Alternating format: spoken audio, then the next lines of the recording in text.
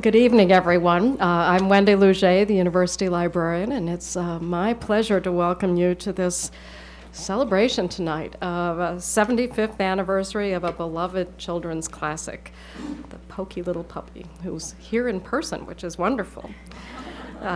Who knew? So before we begin this evening's program, I also want to thank a few people, the Friends of the University Libraries and the Kerlan Friends. I'm sure many of them are here this evening. They're the co-sponsors of this event. And your support allows us to bring programs such as this to the stage, if you will, and it means a lot to us. And also the Kerlan volunteers and interns who are lending their time and talents to creating an online exhibit to celebrate the 70th anniversary of the Kerlan collection in 2019, just around the corner. And if you aren't a member of either of those organizations, there's still time. You can join at any time, and it's critical to have your support in fulfilling our mission. Now, there's a fascinating connection between the Poky Little Puppy and the Kerlan collection. The original art and manuscripts materials by the book's famed illustrator Gustav Tenggren were given to Dr. Erwin Kerlan, who subsequently donated his collection, soon to be 70 years ago, to the university libraries. And that initial donation formed the basis of what is now the most extensive collection of Tenggren work in the world today. And it's an honor, but also a responsibility to protect and preserve that kind of work that has had such a real impact on so many of us. And it continues to be one of the best-selling children's books of all time. And the enduring interest of the work, I think, illustrates the real importance of archives in documenting and preserving that cultural record. You may be surprised, but maybe most of you wouldn't be, to know that we have one of the country's largest collections of archives below us in the caverns. Everything from ancient maps used by sea captains to the original tempera artwork for Poky the Little Puppy. And now I'd like to introduce Lisa von Drasik, the tireless champion, the vocal, dare I say exuberant, animated advocate and devoted curator of the Children's Literature Research Collection, which includes the Kerlan collection. So please give a warm welcome to Lisa.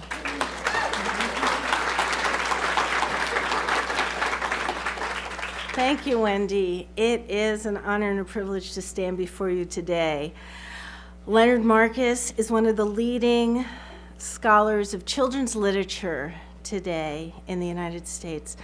Leonard's pathfinding writings and exhibitions have earned him the acclaim as one of the world's preeminent authorities on children's books and the people who create them. He's the author of more than 20 award-winning biographies, histories, interview collections, and inside looks at the making of children's literature's enduring classics. His biography of Margaret Weiss Brown is not only the story of a writer, but also the history of modern children's literature and book publishing in the U.S. A meticulous researcher, many of his discoveries about children's book writers and artists were found amongst the papers held here at the Kerlan.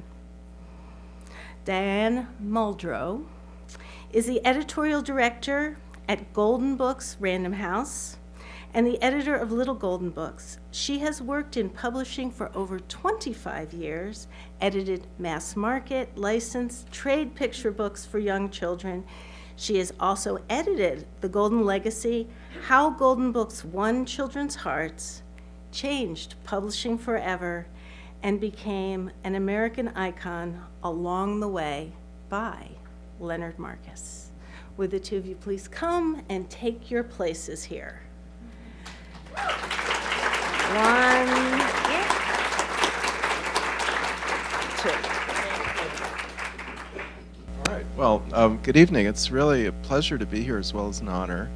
And it's not my first visit. And first time I did come was with Clement Hurd, the illustrator of Goodnight Moon. And he had in his suitcase the manuscript for Goodnight Moon, which is now in the Kerlan collection. That's one of the reasons he was coming. Diane and I came here about 11 years ago And one of the things that we did was to look at every single box of art by Gustav Tenggren. We were trying to set a Kerlan record, I think, like an endurance record, because there were over 100 boxes, and we looked at them that day. And one of the really wonderful things we saw was that while many artists date the work that they create, Tenggren would not only put the date, but he'd also put the hour. And it showed us what a hard worker he was, which was true for many of the people who made golden books. And we're here this evening to tell you the story behind those books. So, as you know, we're all here to celebrate the 75th anniversary, and it's just so fun to talk about something that I like to say it's Ken Burns documentary worthy, because they came out at the height of America's involvement in the war, and they were a success story from the very beginning, and that's because they were the first of their kind. And we're going to talk a lot about today about the revolution that was Little Golden Books.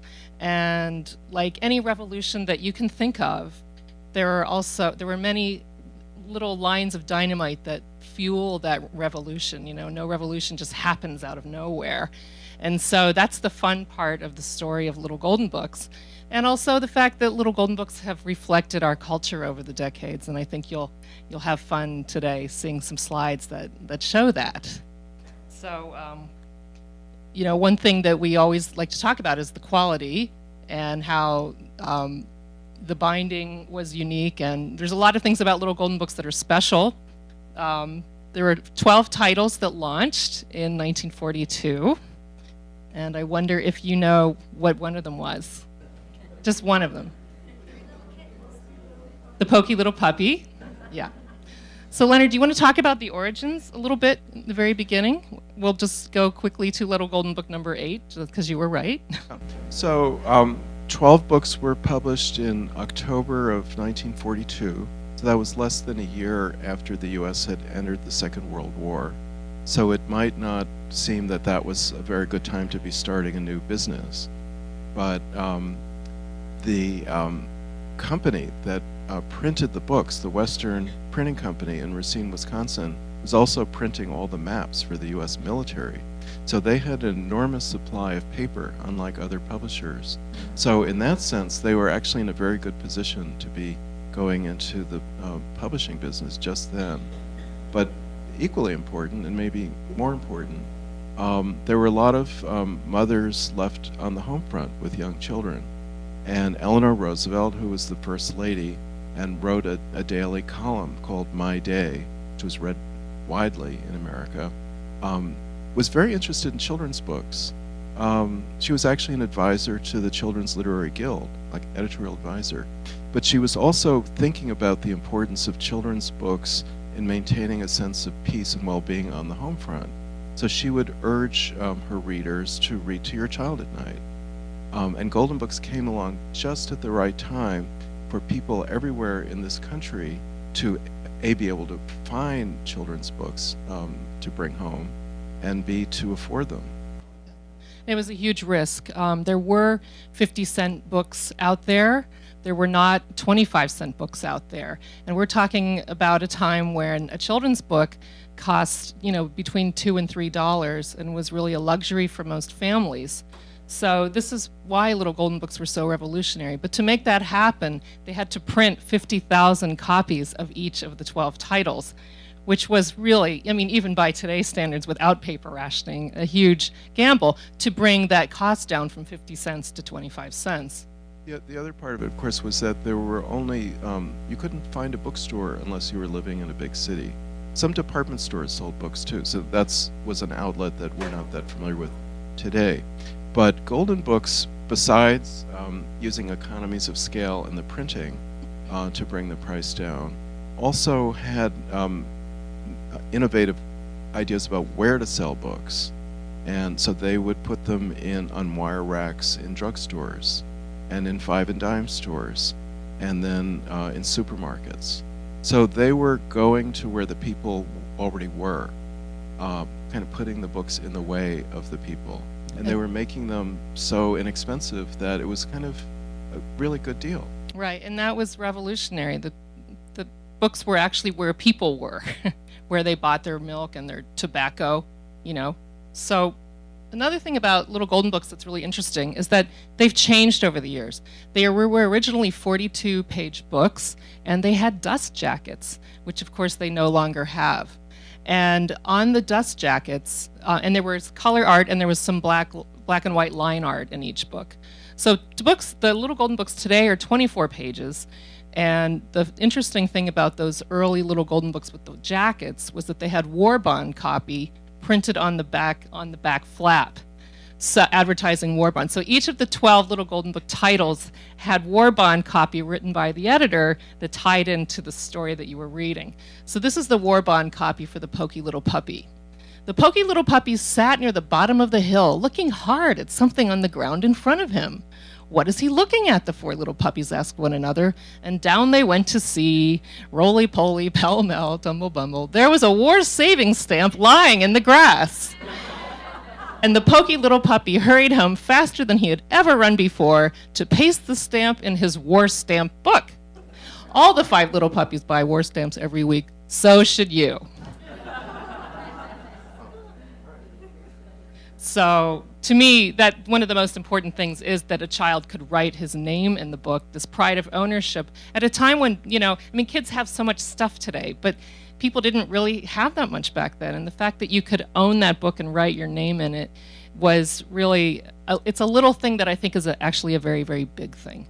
And I can't help but think that post-war literacy rates really were upped by the success of Little Golden Books. And in the Golden Books were based on a different aesthetic, really, than the books that were being done by mainstream publishers, and the books that were winning all the prizes.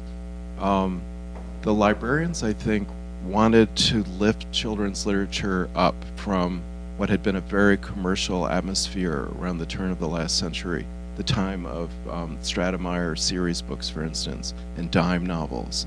They wanted picture books and other children's books to be exquisite, aesthetically uplifting objects for children, to give them a first taste of beauty. So that was a great idea, but it had the side effect at times of making the books feel like sort of precious objects that children had to be very careful around.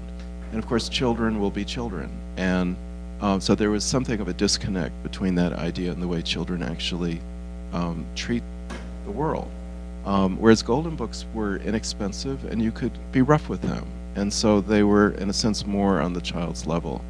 Another thing about the fact that a child could write his or her name in the book is that the author and the illustrator's name was almost never on the front cover. And that had to do with what clever marketing people these were. They were thinking of branding before that term existed. And they wanted you not to think about who made the book, but that it was a golden book. So we're going to talk a little bit about those mini revolutions that fed this amazing thing that happened with Little Golden Books. And that's first the rise of the inexpensive books. And we're going to talk about the big little books, which were 4 by 4 inches. I'm sure a lot of you know them, block-like little books. You want to talk about that? Yeah. So yesterday we were in Racine, Wisconsin. We gave a talk at the public library there. And Racine is where the Western Printing Company started. So it's very special because it's a family company, generations of people, and there were a lot of people in the audience whose family had worked on Golden Books going back 40, 50, and more years. So Racine, I was fascinated to learn, at the turn of the last century, was part of what might be called the Silicon Valley of the industrial age. It was a magnet for talented, mechanically inclined young people who were very ambitious for themselves. They wanted to start something, and they wanted it to involve machinery and invention of one kind or another. And one of those groups of young people started a printing company in a storefront. And they had the idea that to have business throughout the year, it would be good to have a client that was a publishing company, because publishers are doing books throughout the year. So they found a company in Chicago that was doing children's books, got them to be their major client, began printing all those children's books, and then the next thing they knew, the publisher went broke. And so they were stuck with lots of children's books in their warehouse. So then they thought, well, we need to find a way to unload these books, to sell them. And it was just then that retail in America was changing, and that Woolworth's and Kresge's chain 5 and dime stores were opening up. And they saw this as an opportunity to sell lots of books really fast. And that's what they did. They were selling books for 10 cents a piece, which is probably equivalent of about $2 now. And so then they thought, well, why shouldn't we publish books ourselves? We're so good at this. And they thought, well, what can we sell? A lot of. And they noticed that kids were reading the comics in the newspapers. So they had the idea to make compilations of comic strips, which meant getting the rights to do that. They started with Orphan Annie. And then these were little books. They were called Big Little Books. They were maybe 3 by 4 inches in format. They were very thick. They were printed on the cheapest paper imaginable. But they had these great covers that were like miniature movie posters that really grabbed you. And they cost 10 cents. And so a child could buy this book with pocket money. And they were small enough that you could actually put the book in your pocket, which meant that you could conceal them from your parents. And so then they said, they were so logical and so moving forward always. And they said, well, what would be the best comic strip to make a book about? And they decided that it would be Mickey Mouse. This was around 1933. So they wrote a letter to Walt Disney. He was relatively new, at that point. But he was already a perfectionist as a filmmaker, and he wanted to have enough money to be able to do everything right. So when this letter came from the Blue from Racine, Wisconsin, he was game to go along with these people he'd never heard of, because they wanted to publish all the books based on his characters. And so in the second year, they did this book. They were selling 600,000 copies every 6 months. So they were off and running. My dad is turning 90 in March, and he grew up in Carlsbad, New Mexico, on a sheep ranch with a dirt floor. And they didn't have a lot at Christmas time, but they did get Big Little Books, these 10-cent books. And he still remembers them. He talks so fondly about them and how he would read the book cover to cover before he would give it to his brother, and his brother would read that one cover to cover before they would give it to him, to each other at Christmas time. So that was an important start to the road that led to Little Golden Books. The other thing was pocketbooks. You want to talk about that? Yeah. Well, so there was this company in Racine, Wisconsin, Western, and now they were getting into publishing after having first been printers. And they thought, well, we really have to have some kind of a presence in New York, because that's where publishing is based. So they were looking for partners. And to make a long story a little bit shorter, they met up with 2 young men, upstart publishers named Simon and Schuster, Dick Simon and Max Schuster. I mean, they actually were not the famous big megalith that they are today. And in fact, they were 2 young Jewish guys who couldn't get a job in publishing because they were Jewish. So the only thing they could do was start their own company. And they put a ping pong table in their waiting room because they wanted to sort of thumb their noses at the establishment and say to the world, we think publishing should be fun, unlike you guys who sit around in oak-paneled rooms smoking cigars.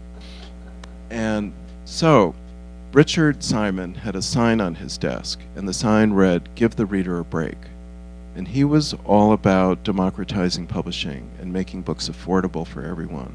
So he came up with the idea in 1939 for pocketbooks, which was a line of paperbacks for adults of both contemporary and classic books, which sold for 25 cents in wire racks in places where everybody went, like train stations and so on. And so Simon and Schuster were the perfect partners for the Western people, because they already had a model for how to sell and distribute low budget books of quality. And they were looking to get into children's books too when the Western people came to them. I want to give a shout out to Jane Werner Watson. You may know this name. Her name adorns many Little Golden Books and Giant Golden Books, Big Golden Books. She was a young woman who came to be the editor of Little Golden Books because I think the original editor had to go off to war. But what a versatile writer and editor she turned out to be. She wrote everything from Mickey Mouse books to concept and ABC books to one of my favorite golden books, which was My Little Golden Book About God. I think that is just such a beautifully written book. And she had such versatility. She also wrote The Iliad and the Odyssey, which was illustrated by the Homer. Provinsons. What's that? We thought it was Homer. Yeah, right. No, it was really Jane Warner Watson. So just want you all to know that.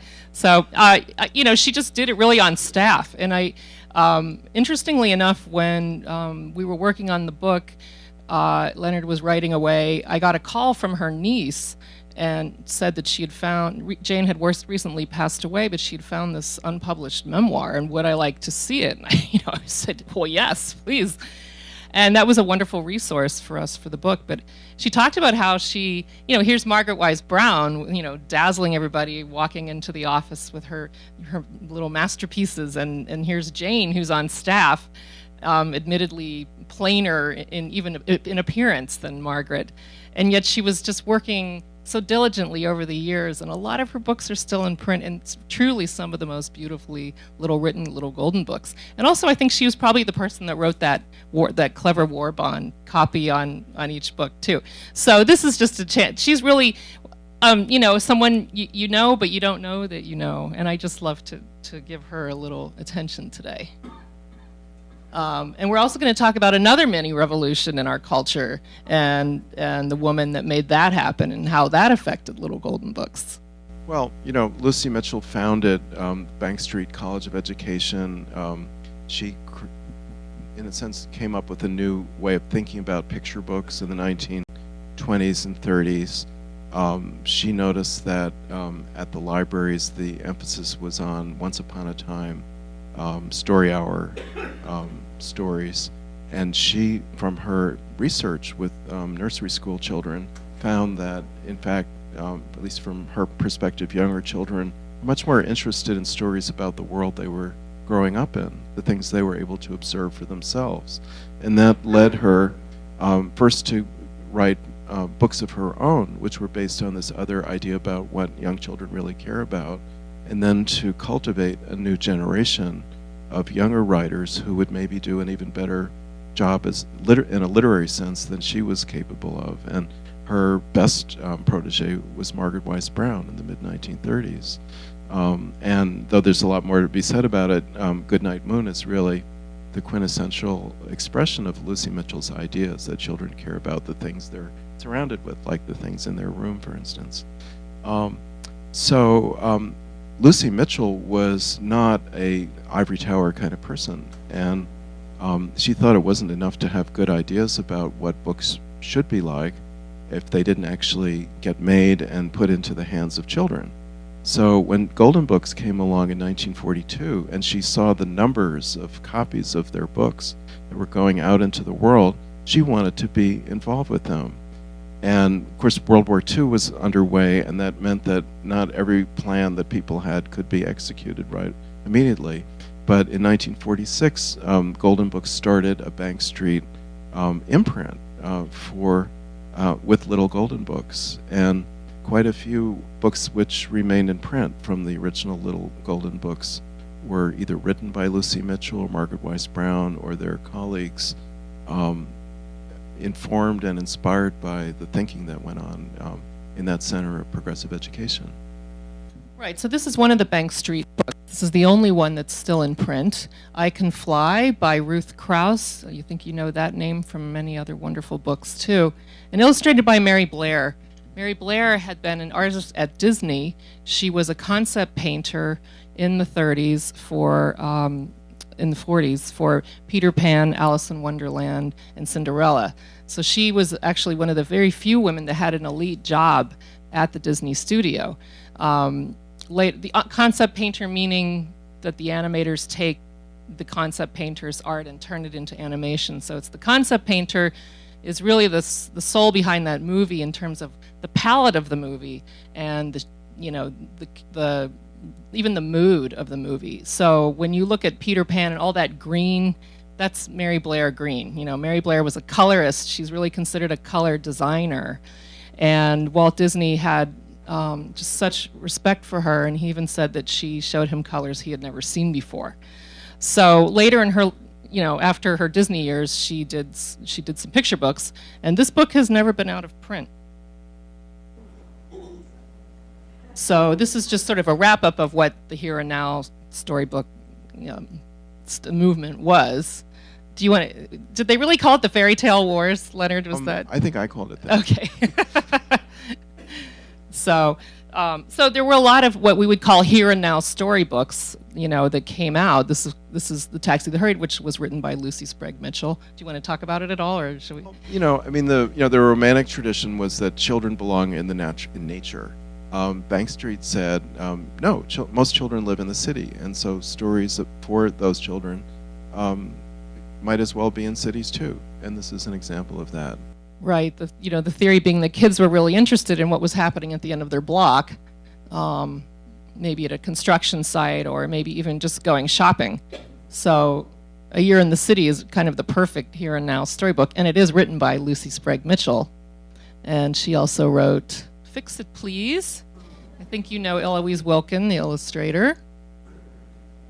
So 5 pennies to spend. Obviously, it's about how to manage your money, your 5 pennies, which And would be even more challenging. Very few books for young children about money, you know, Yeah. certainly in those days. It's still hard to find a good book about Yeah. money for kids Yeah. today.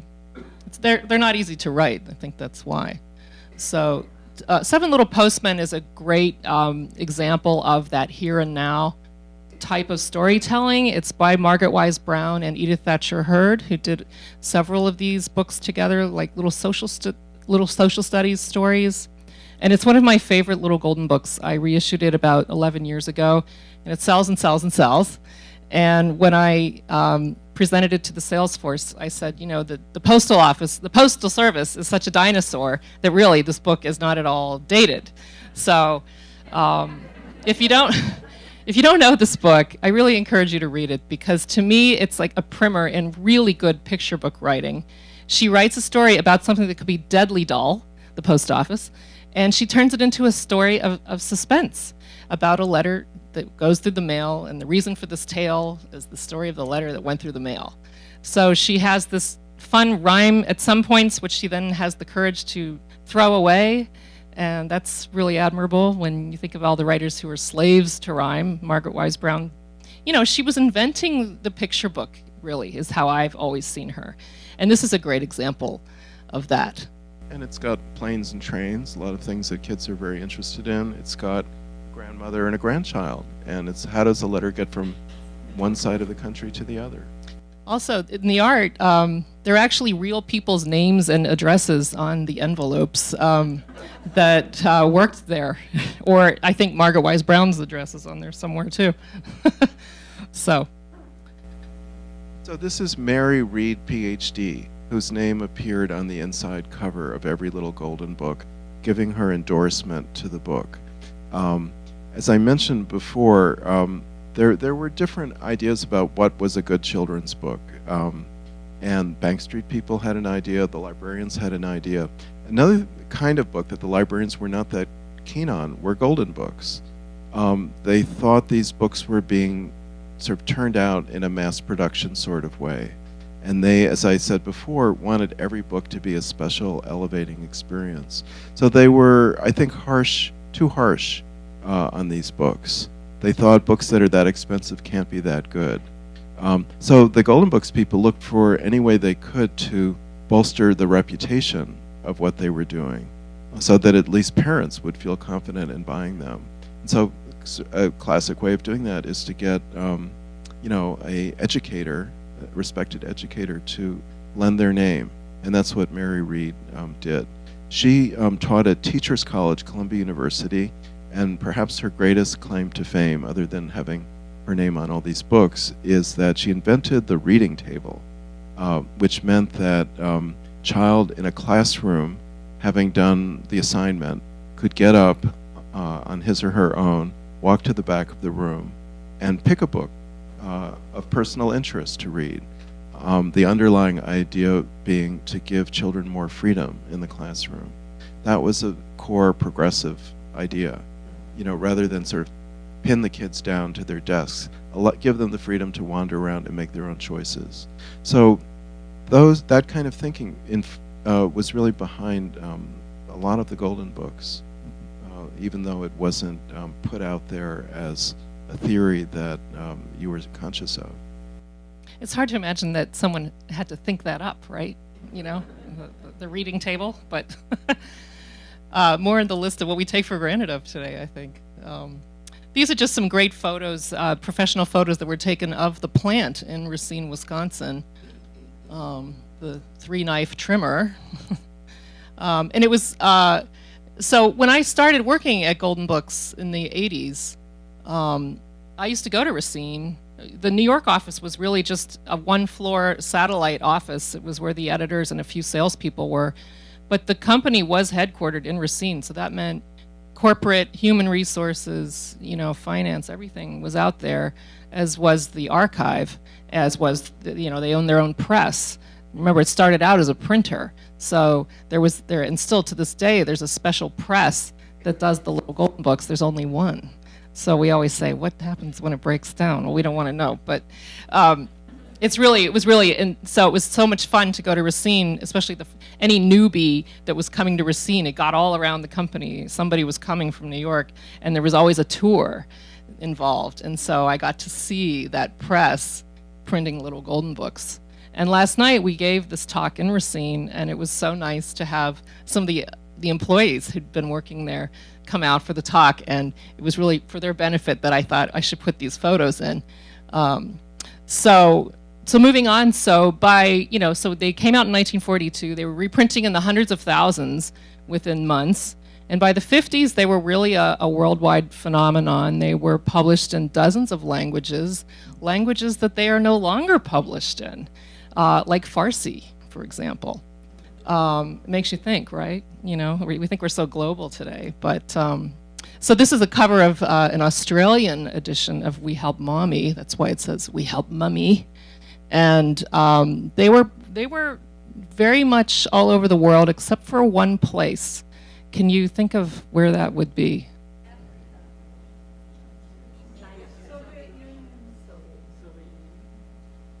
That's right. Poky was not welcome behind the Iron Curtain. He was considered a capitalistic symbol. And I think that's amazing, because that shows how successful these books were. And Poky was already Poky is our mascot in an unofficial way. And even then he was. So when you think about the power of a book and the power of a brand, I find it very interesting that it was considered sort of a threat, The woman who made this slide for me grew up in the Soviet Union, and so it was really interesting that she she had fun making this slide for me. So moving on, more reflection of the times. The late 1940s brought us another huge invention, which was the supermarket, something else we take for granted. And the Jewel Tea supermarket was one of the first supermarkets. Yeah, of course, lots of people were moving to the suburbs, so they were shopping differently. And of course, it was also the time of the post-war baby boom, which actually I think started in 1942. There were a lot of births just as the young soldiers were going off to war, but then, of course, it greatly accelerated when everybody came back. And, so there was this explosion of demand for children's books, especially affordable ones, and especially in places where traditional bookstores were not to be found. And part of the success of Little Golden Books was the rack that they were in. We still have them in racks, as you know. So a rack was an easy thing to put in a supermarket. How many of you bought your Little Golden Books in the supermarket? We did. We got them at the A&P. And my mom says, I always kept a little bit of the grocery money aside, so we could get a book, And she kept it in the hearth, a little basket on the hearth. But because this was such a great new market for Golden Books, the executives, the marketing department put out this fantastic brochure illustrated by, can you guess? Scary, yeah. This was before he'd even put a book out. This is so early on. And it's this probably 8 by 11 4-page brochure mailed out to supermarket managers, written in a storybook style, no doubt by our Jane Warner Watson, and in a style of a storybook. You know, once upon a time, a supermarket manager ordered a rack of little golden books. But the one turn of the rack, and swish, it was gone. You know, it's written like that, and it's illustrated by Scary. What I love about this is that Scary actually has to imitate other artists' work, because those are real little golden books that he shows there. There's everyone from, you know, Garth Williams to J.P. Miller here. So this was a free piece that was sent out, and you know, to this day, we still sell a lot of little golden books in supermarkets. So, of course, the 50s was also the time of the Cold War and space race, accelerated by the Sputnik satellites that the Russians launched in 1958. And that in turn led to the US Congress appropriating money, I think for the first time in history, for children's books, for public libraries and schools to purchase science-related children's books, as well as foreign language-related children's books, it turns out. And Golden Books had already had a tradition of doing nonfiction for kids, because after about the second or third year, the 1944 or so, they started thinking about the first children who were exposed to their books getting a little bit older and what they would be needing as school children. And their goal became to supply a complete home library that would serve all of a school child's needs for their learning, at least through junior high school. So science books were a big part of it, and one of the first editors of Golden Books had come from the education department, the Museum of Natural History. So when this craze for science books came along in the late 50s, Golden Books was already prepared with a lot of titles. Yeah, there was one called Our Friend the Atom. It was a giant golden book. And yeah, so another revolution happened in the 50s, the television. And that was, you know, it's interesting when we get a new technology, everyone's always kind of threatened by it and thinks the old technology is going to go away, and then we all realize that it doesn't, right? And in this case, I think they were very unintimidated by TV at Western Publishing, and they quickly partnered with the movie and TV studios and licensed, you know, tons of TV show tie-ins. So this is something, of course, that we still do at Golden Books. You know, we still are a licensing juggernaut. You know, we do Nickelodeon, Disney, Pixar, Thomas the Tank Engine, and so forth. So that was a huge revenue stream, and it had, of course, it really actually started with that Mickey Mouse Big Little book, right? So once again, it was reflecting the times and partnering with something that was really bigger than big. And this is an interesting one. Ding Dong School was one of the very first children's television programs, and it eventually sort of went head-to-head with Captain Kangaroo.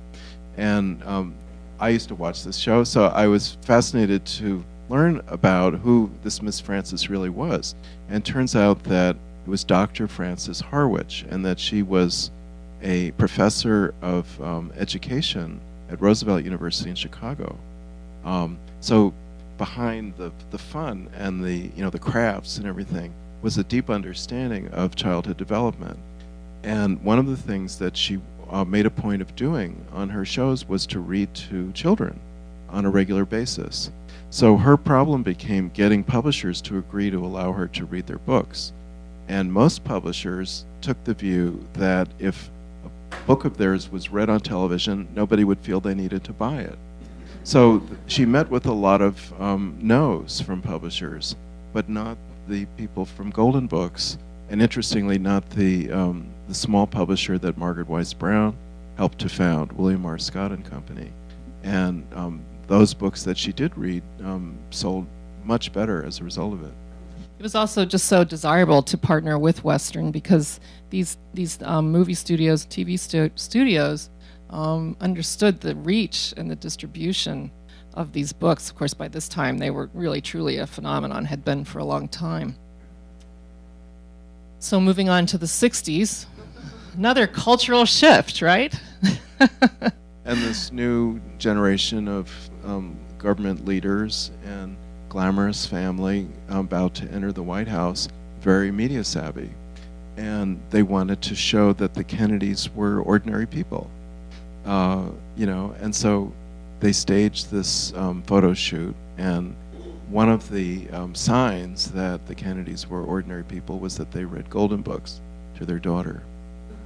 Yeah, I just love this photo because it's so carefully placed in her hand, so you see it. So, but this really was a favorite book in their household, and Jackie Kennedy really did write a note to Mary Blair, the artist, to tell her so.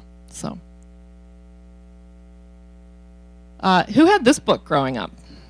Yeah, a lot of us did. I know I did. And this book, I will tell you, as someone who worked at the company, was in print way longer than it should have been because the information was so outdated. And people were still buying it.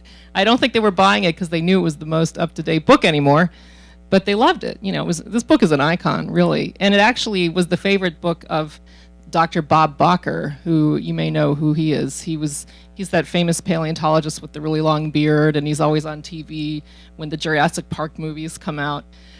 He read this book in the library, and it really did affect who he became. So it was, of course, written by Jane Werner Watson.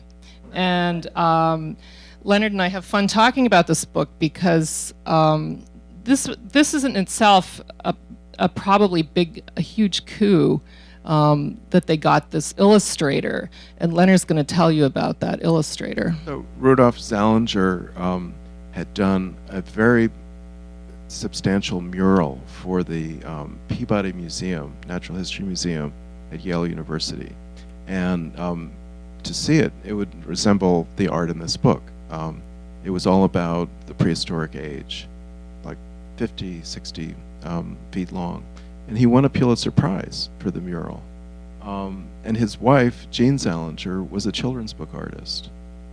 So they were doing different kinds of art in their household. And Dorothy Bennett, one of the founding Golden Books editors, is the woman I mentioned a moment ago, had worked at the Museum of Natural History. She was no longer there, but she had set a kind of pattern of interest in serious science books to be published by Golden Books. And because you want to talk about the Life magazine? You go ahead. So he did I forget which year, but he did a gatefold article in Life magazine when there was renewed interest in dinosaur discovery, which had actually kind of faded away at a certain point. It's my theory that when that Life magazine article came out, that was a huge issue, and I'll bet it was the editors that talked amongst themselves at the meeting and said, do you think we could get Zallinger? We'd really like to do a dinosaur book. And I just think that it must have been a very, very big deal that they signed him, and he'd never done a project like this before. And it just lasted for decades and decades. So of course, by the 70s, what were people talking about? Their feelings. So I just want to reassure you that this book is no longer in print. And I will not be reissuing it. Suddenly, not everyone was white anymore either. Right. So, gee, how'd that happen? Yeah, I know. So this is to me, this is the perfect 1970s little golden book. It's multicultural. It's about therapy in a way, and you can learn your ABCs at the same time. So, it's also the time of Judith Viorst, and right. Bibliotherapy books. Right, exactly. So once again, they were very current, and they had their finger on the pulse of what people wanted, and they were bringing it to the people, at a price that everyone could afford. Still, by now they're 69 cents, but they stayed 25 cents for a very long time, and that's part of why the books were cut down. The page count was, quickly went down from 42 to 28 not long after the war, and the jackets went away, and then the foil spine came on. but the books are now 24 pages, and they've been 24 pages for decades. So that was one way they kept the price down, was to cut the page count. So every year I reissue old books, and I also publish new books. But when I reissue some of the older books, like the 28 pagers or some of my favorite books from the 50s, I have to cut out 4 pages.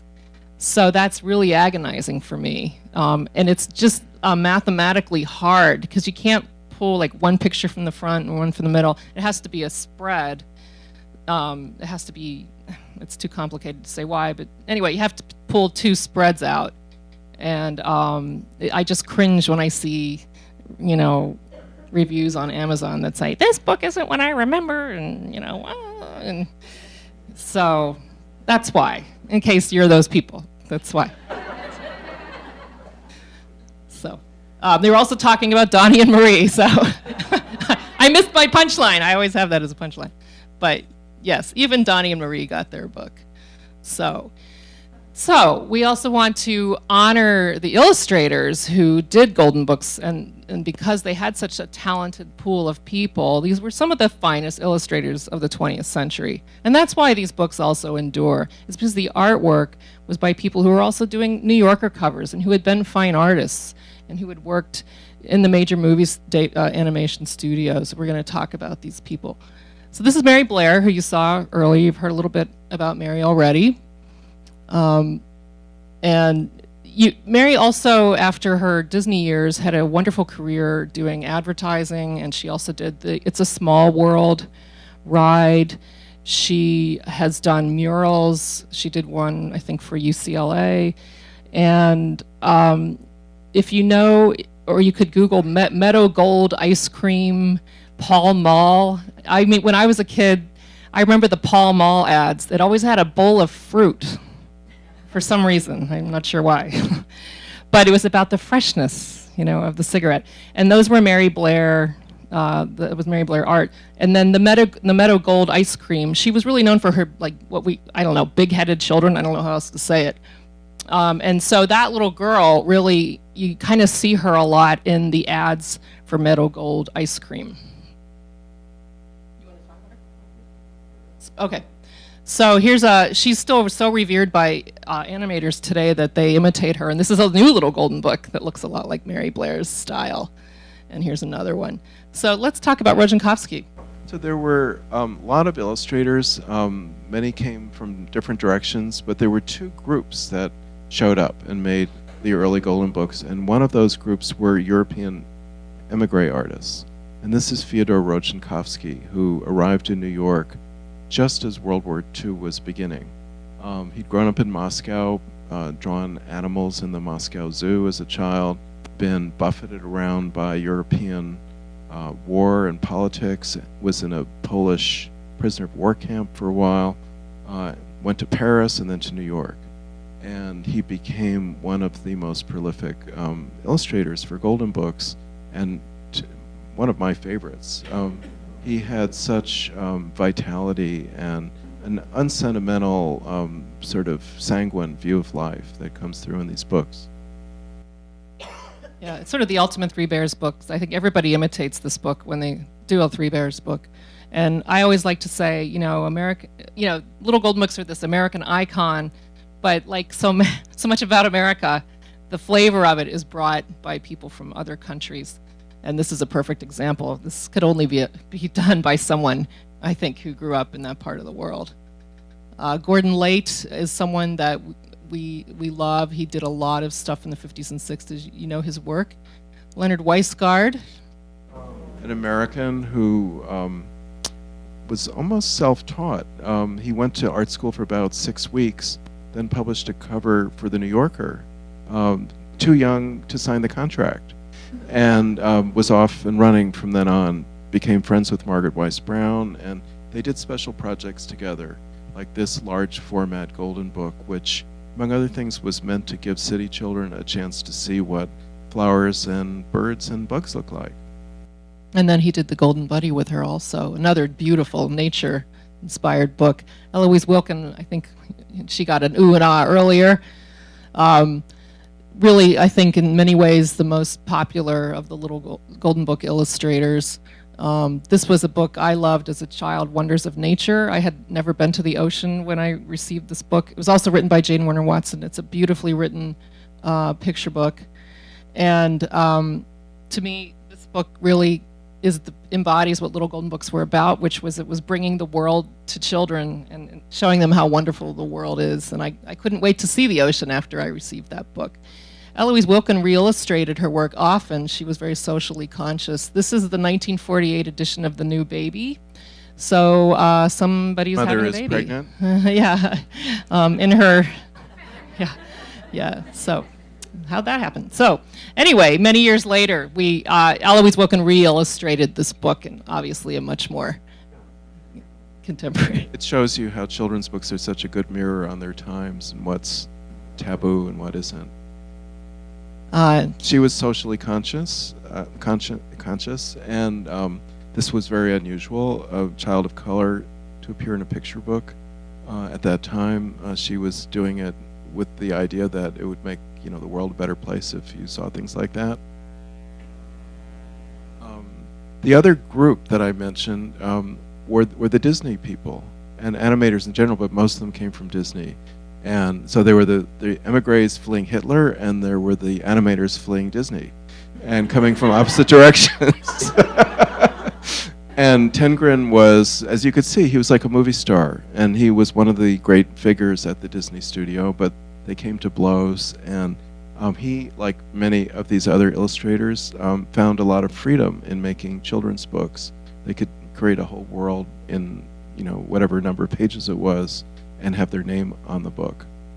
And here's a piece of art from the sketchbook from here at the Kerlan, that when I opened the sketchbook and I saw his drawings of cats, as you turn the page, they get less and less naturalistic and more highly stylized. And I thought, I know that cat right there. And of course, it's this cat. It's the mother cat.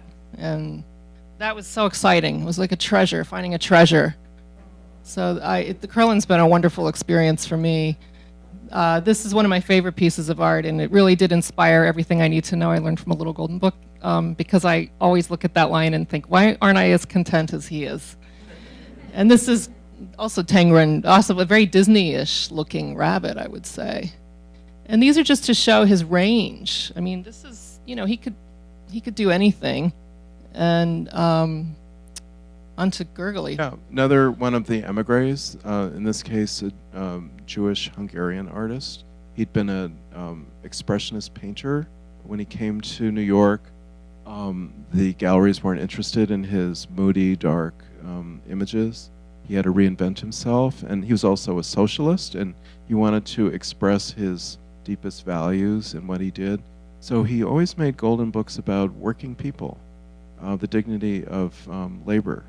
So books about the happy dump truck, happy man in his dump truck, firemen, postmen. That postman book. Yeah, was the Seven his, Little Postmen book. And on and on. This is still one of our best sellers.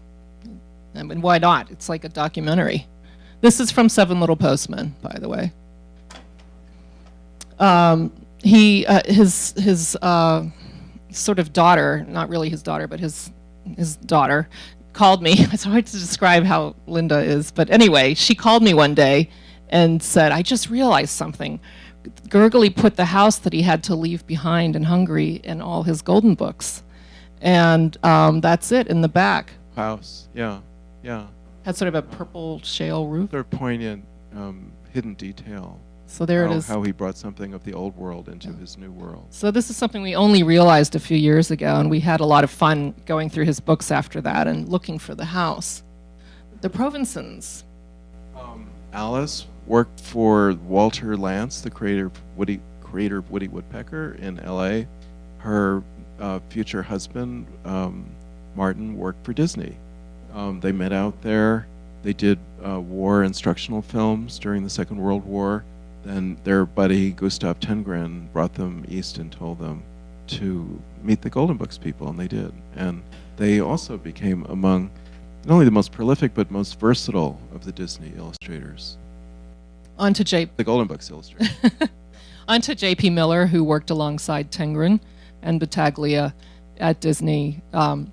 He's also really revered by today's illustrators. There's this, the detail in his work, and yet the lightness, the spryness. It's just really stunning technique, and a slyness in his characters, which I think that animation background gave him. Richard Scarry was American, son of a Boston department store owner. His father wanted him to go into the family business. He said, no, I want to be an artist. His father said, in that case, you'll probably eat spaghetti and live in a dark place for the rest of your life. But instead, he ended up having his own ski chalet in Switzerland. Every probably May, we used to get a letter from Richard Scarry to my publishers. Please send the checks to blah, blah, blah address Gstaad during the months of, June and July. In August, I will be on Nantucket. So, yeah, he did pretty well.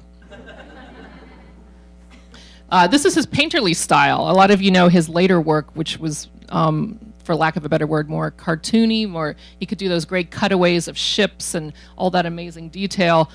This painterly work really shows his technique. It's just astounding, really, to see his work. Corinne Malvern, one of my favorites. I think she really embodies that Golden Books feeling. She did a lot of successful little Golden Books. She had been a children's fashion illustrator and art director, and she's done some of the books that people love the most. America in a Certain Time, I think, is how I think of her style. Do you want to talk about Battaglia? He lived in Washington, D.C. We were both sort of stunned to find out that he had very serious eye problems and did these witty, beautifully designed books, barely able to see what he was doing. Yeah, this, I think, is a masterpiece, really. There's a branch library in Washington, D.C. public library system, the Mount Pleasant? Mount Pleasant Library, where he did 2 incredible murals for the children's room. So if you're ever in D.C., that's a good place to go look. He also had worked in animation.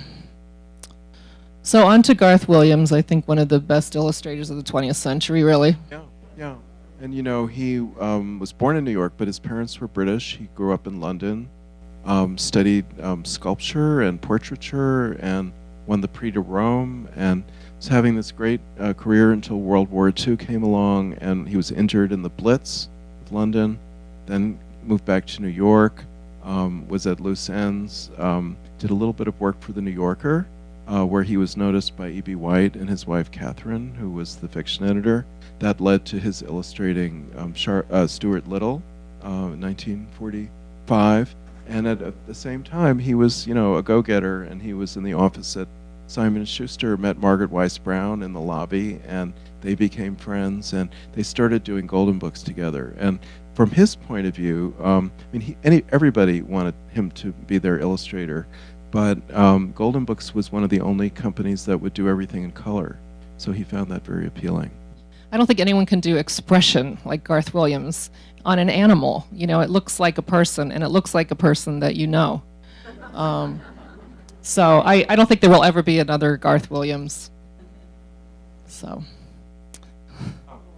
this is not a very well-known Golden Book, but it happened to be the one that I liked the best when I was growing up, and the reason was simply that my mother would not get me a dog. And it was unusual in that the pictures are photographs. There were very few children's books like that, almost none from Golden Books, and I like to dream about the pictures in this book. There's a little boy who owns this dog, and I would put myself in those pictures and dream about them. So I think that shows the power of these books.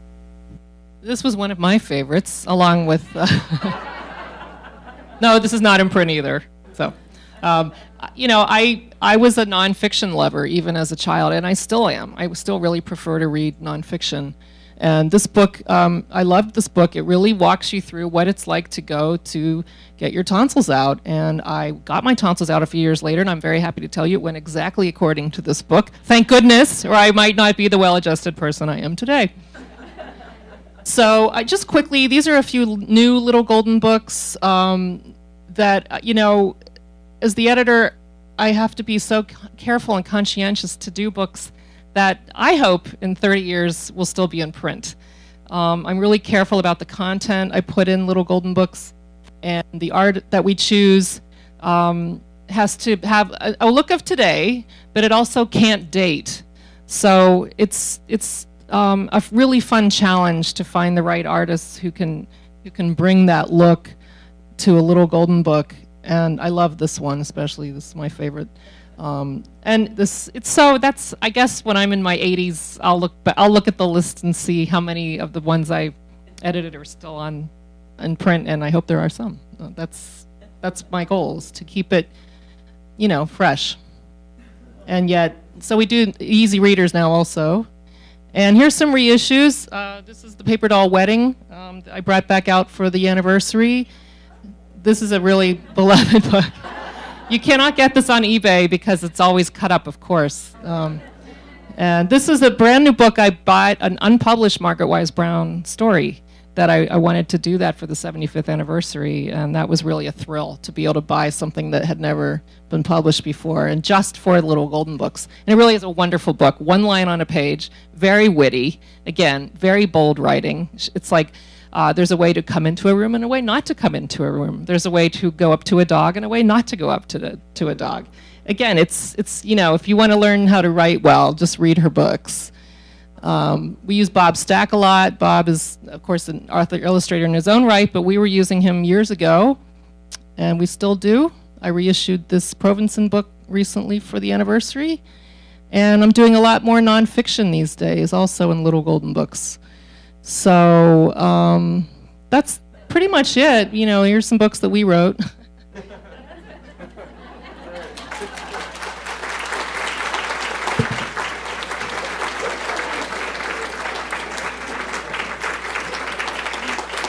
Wait, stay up just for a little minute. Here, I'll take these. So I'm watching the time, and we want to have time for Leonard and Diane to sign their books. But we ran down to the cavern, Diane. Oh my gosh! I didn't dream it. Yeah, so you said did I dream it? What did you say to me? You said, did I actually dream that this book existed? Yeah, our friend the Atom. This book, Our Friend the Atom, is signed by Walt Disney to Dr. Kerlan. So I'm going to ask Joanne to come and escort our guests. They're going to be signing books that were sold by the Red Balloon Bookshop. I hope you support the Red Balloon because profits that come from these books go to the Kerlan collection. Thank you all for coming, and I hope to see you at other events here. Thank you.